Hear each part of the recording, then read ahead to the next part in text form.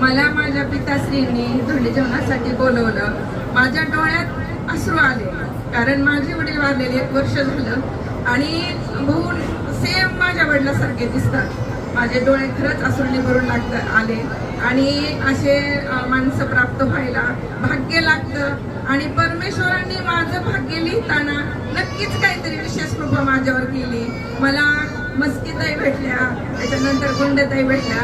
खूप छान वैशालीताई आणि मस्कीताई इतकं सुंदर स्वभाव निलिमा, असं वाटतं की मला बहीण नाही पण मला बहिणीच्या स्वरूपात बरोबर इतक्या बहिणी मिळाल्या जर गेले तर मला वाटतं माझं माहेर आहे. आणि खरंच माहेरच्यासारखं माझं स्वागत होतं. आणि मला भाऊ म्हणतात तुम्ही आले की एवढे लोक पळा होतं, तुम्ही जा बरं ताई. आता मला कधी कधी असं वाटतं तिथून येऊच नाही, पण मला आल्याशिवाय भाग नसतं. आणि खरंच खूप जीवनामध्ये भाऊ ज्या वेळेस पासून 2-3 वर्ष झाले मी त्यांच्या बरोबर आहे, पण ज्या वेळेस माझ्या आयुष्यात भाऊ आले, अभि मागच्या वेळेस आमच्या बरोबर होता, अभिने पण खूप आनंद दिला.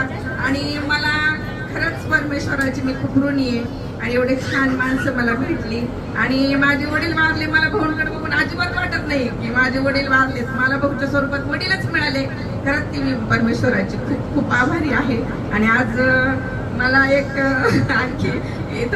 आणखी बहिणी आहेत, पण एक छोटीशी चिमुकली बहीण मिळाली.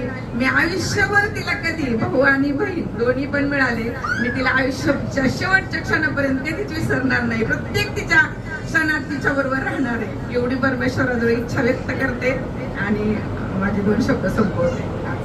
धन्यवाद.